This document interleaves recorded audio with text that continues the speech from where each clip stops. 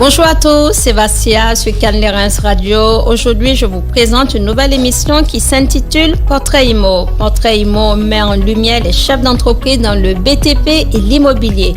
Et j'ai le plaisir de recevoir Maître Tanguy Kara. Bonjour Tanguy. Bonjour Vassia, merci pour cette invitation. Merci également à Laurent pour votre confiance. Merci à vous Tanguy. Est-ce que vous pouvez vous présenter s'il vous plaît ? Oui, tout à fait Vassia.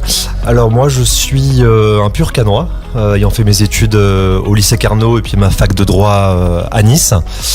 Et diplômé d'un Master 2 en droit des affaires, je me suis orienté vers l'immobilier, notamment dans le cadre de l'obtention du CAPA, donc qui est le certificat à la profession d'avocat.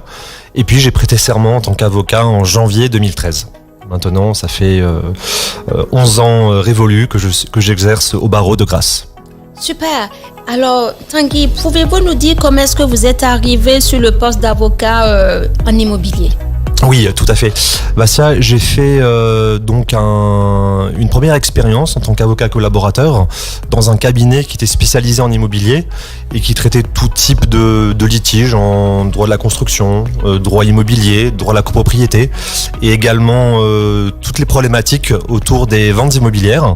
Donc c'est la raison pour laquelle cette matière m'a vraiment passionné et intéressé.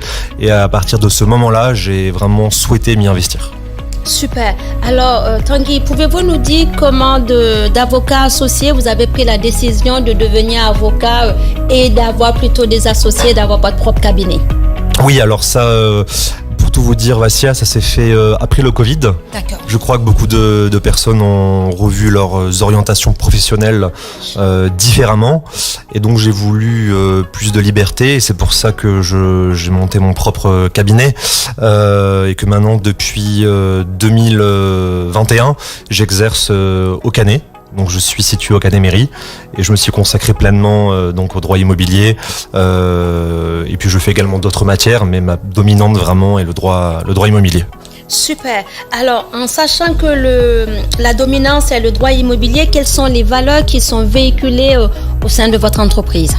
Alors au niveau du droit immobilier, principalement dans les clients que nous avons, qui sont des clients vraiment de l'institutionnel au particulier, nous souhaitons véhiculer d'abord la transparence sur les honoraires que nous pratiquons et également le conseil, bien entendu, l'accompagnement. Oui. L'accompagnement qui va de la phase pré-processuelle, c'est-à-dire avant le procès, jusqu'au moment où nous sommes en procédure et où bien souvent nous l'espérons, nous gagnons le dossier et donc nous accompagnons après le client dans l'exécution de sa décision de justice qui lui permet donc d'être recouvré dans ses droits. D'accord. Selon vous, quels sont les principaux facteurs de réussite dans votre domaine d'activité ? Je pense que le premier facteur déterminant dans mon domaine d'activité est la réactivité. D'accord. Vraiment, c'est ne jamais laisser un appel, un mail, un SMS même parfois, parce que dans la modernité, le mail et le SMS sont très importants, mais ne jamais laisser une journée écoulée sans une réponse. Je pense vraiment que c'est sur ce postulat et ce sérieux que j'essaye de fonder vraiment ma réussite et puis les critères où j'aime être référencé. Oui. Aujourd'hui, vous êtes chef d'entreprise, vous avez votre cabinet. Quels sont les conseils que vous pouvez donner à des personnes qui souhaitent arriver dans l'entrepreneuriat, par exemple ? Je pense que la première décision et le leitmotiv qui doit animer tout entrepreneur, c'est de croire en soi. Oui. C'est vraiment, je pense, qui nous caractérise.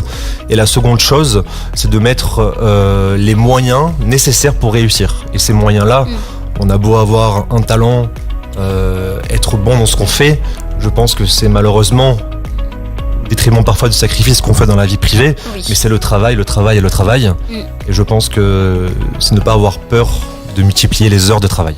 D'accord, très bien. Ça, c'est sûr. Pour tout chef d'entreprise, aujourd'hui, on se rend compte que le travail dirige notre quotidien et il ne faut vraiment pas en avoir peur. En parlant de ça, avec cette vie qui va vite, quelles sont les attentes de vos clients ? Alors, les attentes de mes clients, principalement, c'est de bien conseiller.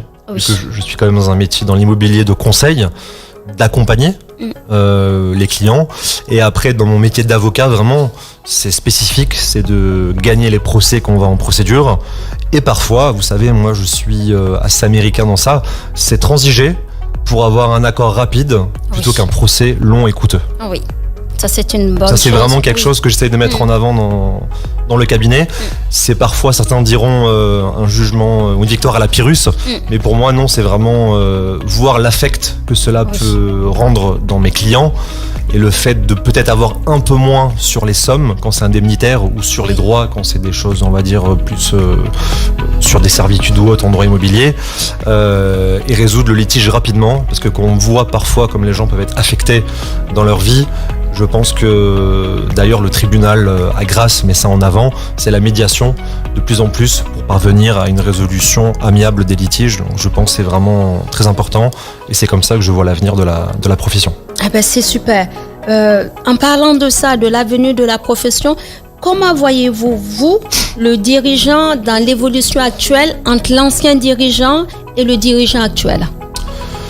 Je pense que le nouveau dirigeant doit forcément être enclin à être dans la rapidité et l'instantanéité, ce qui parfois n'est pas malheureusement gage de réussite, parce que dans nos matières, on a souvent des réflexions qui doivent être amenées et on ne peut pas souvent répondre à un problème juridique en 1 heure. Et ça doit parfois avoir une stratégie qui peut en découler sur plusieurs jours, mais en tant qu'entrepreneur aujourd'hui, Internet et le téléphone ont changé beaucoup de choses par rapport à quand on était au courrier postal et au fax. Je vois que les confrères plus anciens et donc vraiment c'est ça, c'est la rapidité et l'instantanéité. Super.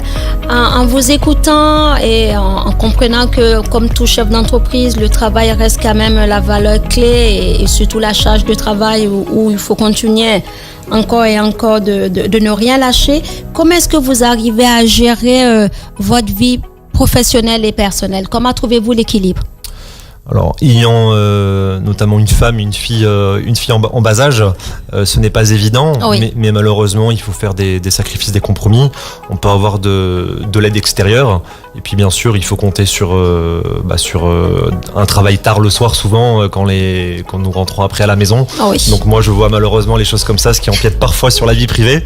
Mais je préfère répondre en toute transparence. Et puis parfois une aide extérieure avec, bien entendu, une nounou, comme on dit parfois trivialement, mais moi c'est comme ça que je vois les choses. Super. Qu'est-ce qu'on peut vous souhaiter maintenant? Qu'est-ce qu'on peut vous souhaiter de plus? Écoutez, toujours être recommandé par les clients de manière favorable. Et c'est vraiment des recommandations qui me viennent le plus droit au cœur. Et puis, en tant qu'avocat, après, toujours donner le maximum pour le client, que l'on gagne ou qu'on perde. Ok, super. Même si on préfère gagner. C'est sûr qu'en tant qu'avocat, vous préférez gagner, et de ce qu'on entend de votre parcours, vous êtes vraiment au service de vos clients et vous êtes là pour les conseiller, les amener là où il faut, de la meilleure des manières. Je vous remercie d'avoir partagé l'antenne avec moi. Merci à vous, Madame Assialade, pour votre confiance et puis pour ce moment très agréable. Merci encore. Je vous souhaite une excellente journée et je vous dis à bientôt sur Cannes Les Reims Radio. Merci, au revoir.